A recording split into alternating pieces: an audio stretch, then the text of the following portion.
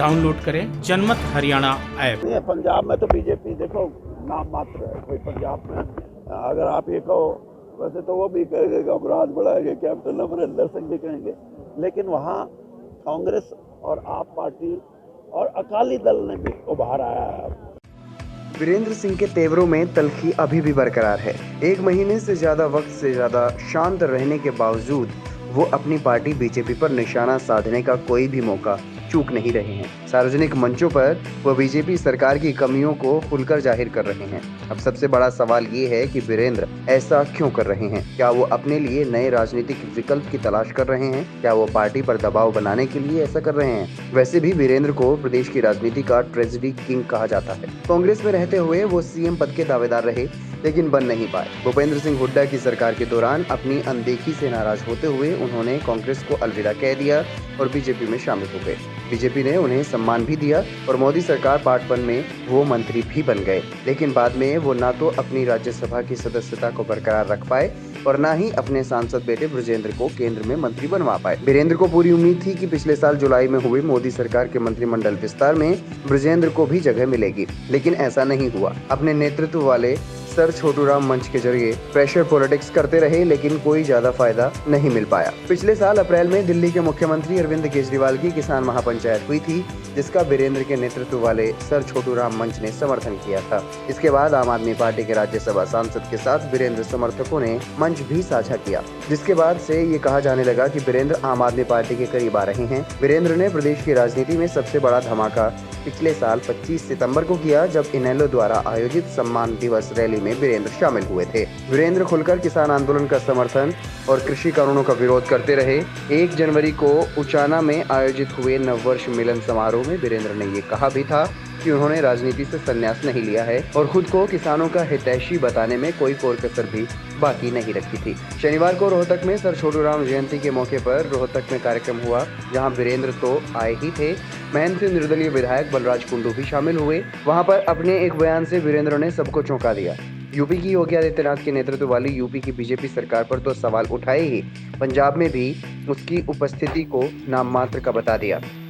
पंजाब में तो बीजेपी देखो नाम मात्र है। कोई पंजाब में अगर आप ये कहो, वैसे तो वो भी कहेंगे कि अपराध बढ़ाएंगे, कैप्टन अमरिंदर सिंह भी कहेंगे, लेकिन वहाँ कांग्रेस और आप पार्टी और अकाली दल ने भी उभार आया है। तो ये है इस तरह, लेकिन मुझे ये लगता है कि इन हालात में 20 तारीख को इलेक्शन है, 14 पंजाब का 20 को बढ़ा तो उसके हालात कुछ बदले हैं और 5-7 दिन में बदलेंगे। तो आप मेरे को फिर दिल्ली से बुला लेना, आपको एग्जैक्ट फिगर बता दूंगा।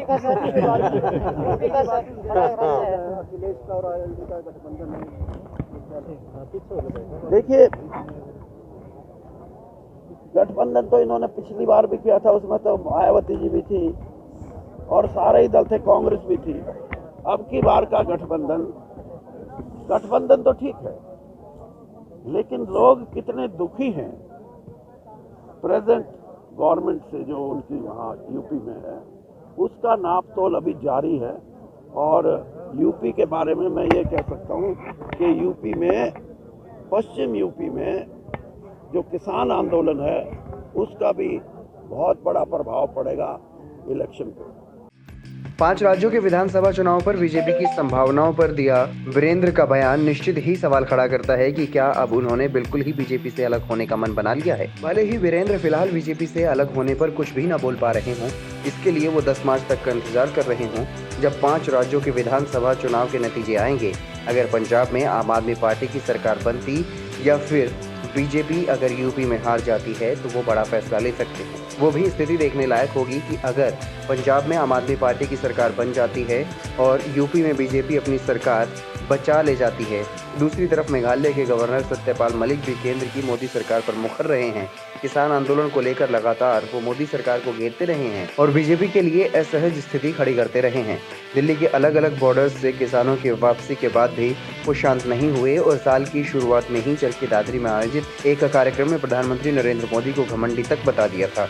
हालांकि बाद में वो सफाई भी देते रहे इसी साल मलिक का कार्यकाल भी पूरा हो रहा है। फिलहाल मलिक पूरी तरह से शांत हैं। अब देखना दिलचस्प होगा कि 10 मार्च को आने वाले 5 राज्यों के चुनावी नतीजों में क्या आम आदमी पार्टी पंजाब में अपनी सरकार बना पाती है और क्या बीजेपी अपना यूपी का किला बचा पाने में कामयाब होती है। इसके अलावा नतीजों के बाद सत्यपाल मलिक और वीरेंद्र सिंह का अगला कदम क्या रहता है, वो भी देखने वाली बात होगी। ब्यूरो रिपोर्ट, जनमत हरियाणा। राजनीति के आगे, राजनीति के पीछे, हर हलचल को जानने के लिए हमारे YouTube चैनल जनमत हरियाणा को लाइक करें, सब्सक्राइब करें और अपडेट रहने के लिए बेल आइकन दबाना ना भूलें। देखते रहें जनमत हरियाणा, सच के अलावा कुछ भी नहीं।